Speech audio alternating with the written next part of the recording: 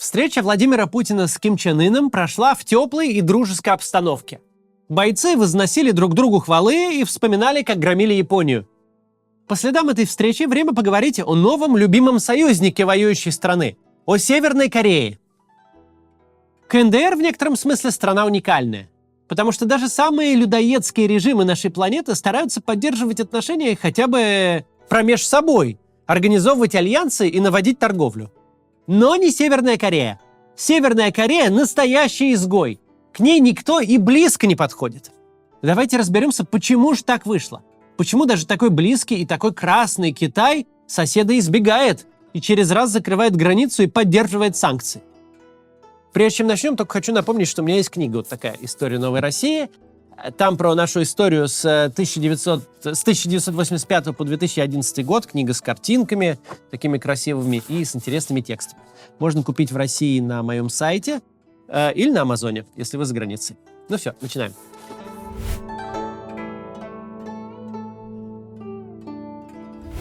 Как минимум последние 30 лет, с тех пор, как главный донор Северокорейской республики СССР немножко помер, смысл жизни этого государства свелся к одной простой задаче – добыче валюты любой ценой. Задаче этой препятствуют два обстоятельства. Во-первых, КНДР сидит под всеми санкциями, какие только есть на свете. Причем санкции эти поддерживают даже Россия и Китай. Сотрудничать с северокорейским режимом готовы только совсем уж пропащие банки и компании, которым нечего терять. Во-вторых, то, что КНДР может предложить на экспорт, никому особо не нужно. Экономика Северной Кореи заморожена на уровне 50-60-х годов. Это довольно отсталое колхозное сельское хозяйство, которое с трудом покрывает потребности собственных граждан, и построенная при помощи СССР тяжелая промышленность. В лучшем для Северной Кореи 2014 году объем экспорта составил $4 миллиарда. В 2022 всего 304 миллиона, то есть по $10 на душу населения экспортного дохода за год. Как видно из этой цифры, КНДР не имеет легальных путей добычи валюты, поэтому ищет обходные. И в этом деле она идет до конца. Северная Корея – главная преступная группировка мира.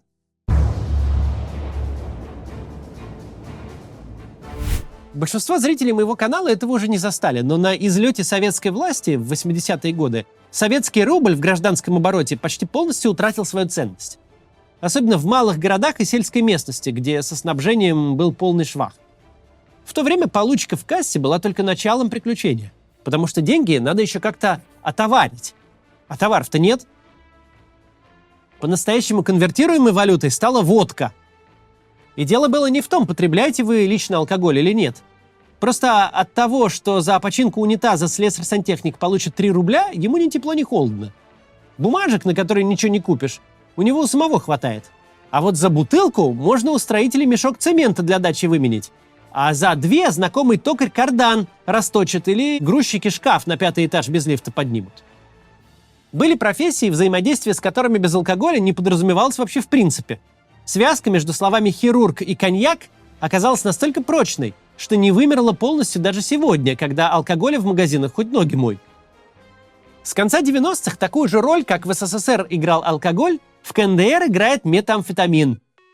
Его употребляют массово, им расплачиваются за услуги в теневой экономике. Им дают взятки. По некоторым данным, распространенность мета в КНДР такова, что его потребление сродни курению сигарет. Вредно для здоровья, конечно, но социально приемлемо. Такая ситуация возникла не на пустом месте. Массовое гражданское потребление – последствия индустриального производства наркотиков на экспорт. Причем производился далеко не только мет. В стране, где волны голода – регулярные и привычные явления, целые колхозы были заняты выращиванием опиумного мака. Мы не знаем, и никто сейчас не знает, какова сейчас обстановка в Северной Корее. Но на конец нулевых и начало десятых годов экспорт широкого ассортимента наркотиков и контрафактных рецептурных препаратов был, если не главным, то одним из основных источников валюты для КНДР. И в отличие от прочих центров наркотрафика, где власти хотя бы делают вид, что с этим явлением борются, в КНДР это просто государственный бизнес. Производство наркотиков поставлено на промышленные рельсы, а экспорт идет в том числе под дипломатическим прикрытием. Идет он по всему миру, где только не задерживали северокорейских наркодилеров с дипломатическими паспортами. Но, понятное дело, в первую очередь наркота попадает в соседнюю страну с гигантским населением и развитой экономикой – в Китай.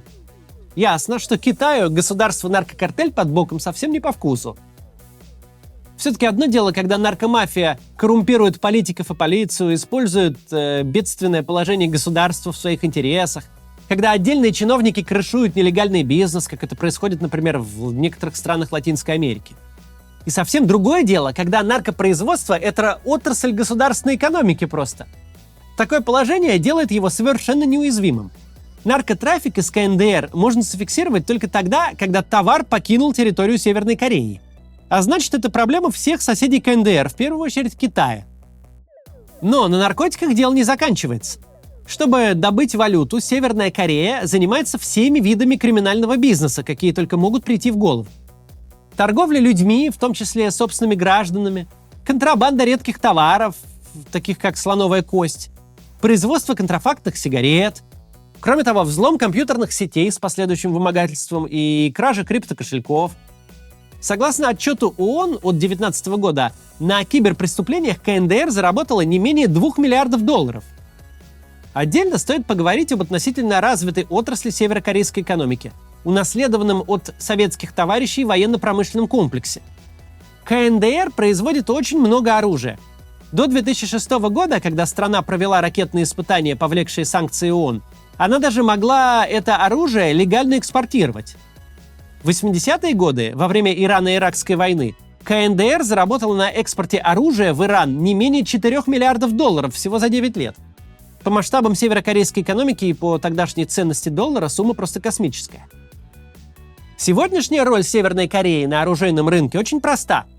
Если вы форменный такой засранец, какой-нибудь кровавый африканский диктатор или террористическая организация, которой никто не продаст даже перочинный нож, режим Кимов подгонит вам любое оружие из своих арсеналов. Единственная загвоздка – доставить это добро, чтобы его где-нибудь не арестовали. А арестовывают регулярно. И речь не только о банальном стрелковом оружии. На кораблях, шедших из КНДР, находили и гранатометы, и компоненты для производства ракет. Этот факт тоже не нравится другим государствам.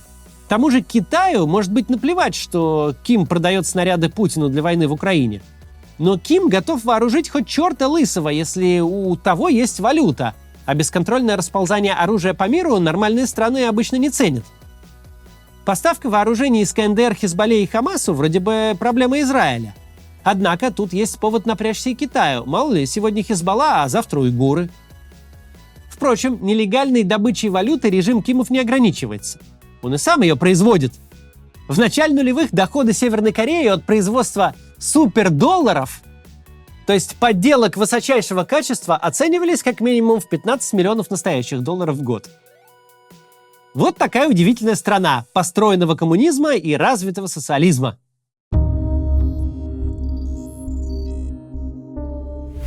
На свете много ужасных режимов. Туркменистан и Эритрея недалеко ушли от Северной Кореи в том, что касается прав человека, свободы прессы, уровня репрессий и государственного безумия в целом. Но никто, кроме Северной Кореи, не собрал себе такого бинго из всевозможных санкций. Никто не достиг такого уровня международной изоляции. Не так уж много мировых лидеров, которые за 12 лет у власти совершили только 9 международных визитов и только в 5 стран. Не так уж много в мире стран, чей главный торговый партнер поддерживает санкции ООН, как Китай в отношении Северной Кореи.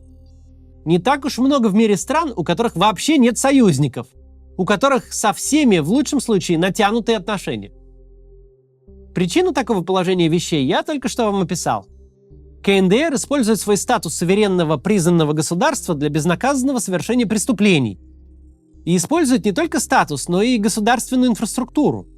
Судя по масштабу тех же киберпреступлений, хакер в КНДР — это не какой-то неряшливый программист-неудачник в свитере, сидящий в собственной квартире.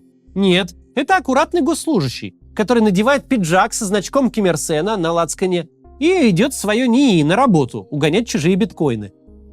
КНДР будет использовать любые послабления и лазейки, любое сближение с миром только для одного – для экспорта преступности. Уже сейчас Северная Корея использует свои государственные привилегии, начиная с права выдавать легальные документы и заканчивая дипломатическим иммунитетом, для прикрытия криминальной деятельности. Доходы же от этой деятельности идут не на то, чтобы граждане перестали с голоду помирать, а на вооружение. Если глава картеля Синалоа на вырученные деньги купит себе еще одну кричаще пошлую виллу, то корейские вожди вложат прибыль от наркотиков в ядерную ракету. Долетит ли она до США или нет, это вопрос открытый, но до соседей ее уж как-нибудь добросят. Именно поэтому даже те страны, которые согласны дружить с кем угодно против США, с Северной Кореей дружить не очень-то хотят. Международная изоляция слабоадекватного государства – дело объяснимое. Но главный строитель железного занавеса для Северной Кореи – это сама Северная Корея. Режим Кимов – последний на нашей планете пример настоящего тоталитаризма со всеми характерными признаками. С обязательной государственной идеологией, пронизывающей все общество, со всеобъемлющим государственным регулированием, которое начинается с устройства семьи, обстановки в доме и воспитания детей, со всеобщей трудовой повинностью. Северная Корея в 5 раз меньше России по населению, всего 26 миллионов человек. При этом ее армия по численности равна российской, более миллиона военнослужащих. Срок службы в армии варьируется от 5 до 13 лет. По данным ЦРУ, в КНДР каждый 5-й мужчина в возрасте от 16 до 54 лет военный. А есть еще и женщины, срок службы у них меньше, но тоже обязательный. Из КНДР не существует не то что свободного выезда, нельзя свободно перемещаться даже внутри страны. Все люди приписаны к месту жительства, к своему колхозу или заводу. При этом в стране существует развесистый черный рынок, который позволяет элитам вести почти западный образ жизни. Валютные рестораны, бары, любые удовольствия к услугам прикормленных преступников и партийной номенклатуры. По особым каналам в Северную Корею проникают компьютеры и смартфоны, а вместе с ними и культура, и информация. Тем, кто застал СССР, не нужно подробно это объяснять. Примерно так и было у нас. Мяса в природе нет, но в березке есть все. Однако большинство северокорейцев удручающе бедны. Они живут в жестко централизованной системе, чья идеология целиком состоит из культа личности вождя. Такая система может работать только в изоляции. Любые экономические послабления, любое сближение с соседями, хотя бы частичное открытие границ, привлечение инвестиций, рост экономики и благосостояния – все это напрямую угрожает власти Кимов. Ведь система власти в Северной Корее подходит только для управления людьми, которые вынуждены пахать от рассвета до заката, постоянно балансируя на грани голода. Нехитрую истину о том, что сталинизм может выжить только в стране, похожей на сталинскую, Кимы усвоили очень хорошо. И обеими руками держатся за свой статус-кво. За последние 30 лет были разные периоды. Сближение с Китаем, с Южной Кореей. Были даже волны экономической либерализации, похожие на раннюю перестройку. Но всякий раз, и это написано в любой экспертной статье о Северной Корее, едва эти послабления начинали давать плоды, их тут же сворачивали. Известная истина о Северной Корее звучит так: отсутствие перемен для этого режима – ожидание конца. Перемены же этот конец приближают. Приближать конец Кимам не с руки. Поэтому любые эпизоды потепления с внешним миром быстро переходили к еще большей конфронтации, а любые слабенькие реформы – к лютым контрреформам. Осажденная крепость должна быть осаждена. Она должна быть одна на белом свете, и чтоб со всех сторон враги.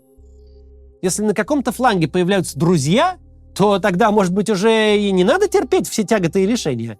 Может быть, стоит выйти, подышать свежим воздухом и перестать ходить строем. Но такие мысли для режима Кимов губительны. Всегда надо ходить строем. Каждый день должна продолжаться война. Не надо думать, что Ким Чен Ын приехал на бронепоезде во Владивосток, чтобы стать вторым Башаром Асадом. Что собрался записываться к Путину в вассалы. Что воспринимает его как старшего брата и начальника. Ничего похожего. В северокорейской идеологии отношение к России не такое враждебное, как к США, но до предела скептическое. В мультсериале «Бурундук и ежик», на котором выросло уже несколько поколений северокорейцев, Россия, а до этого СССР, это никчемный медведь-алкаш. Он вроде как обещает помощь и защиту благородным зверятам, но едва приходят злые крысы, у них там это южные корейцы, с волками, у них это американцы, то медведь тут же напивается и засыпает. Ким очень нужен Путину. Только у Кима склады набиты вооружениями советского образца, и только Ким готов их Путину продать. Путин в безвыходном положении. Его промышленность войну не тянет, и Ким это прекрасно понимает. А значит, Путин даст Киму все, что тот хочет. Сколько угодно валюты, само собой. Но Киму нужны еще военные технологии. Нужны пути для контрабанды. Нужны услуги по перемещению, хранению и легализации капиталов. Не очень понятно, где тут пространство для торга, в чем Путин может не уступить. Ведь даже Иран не готов с ним сотрудничать в полной мере. Вон про ракеты говорили, да как-то замолчали. Поэтому, если на космодроме Восточный и встречались старший с младшим, начальник с подчиненным, то начальником точно был не Путин. Вот это и называется «доруководиться до ручки». Если кто переживал, что Путиным как хочет будет вертеть Китай, то теперь точно стоит снизить ожидания. До завтра.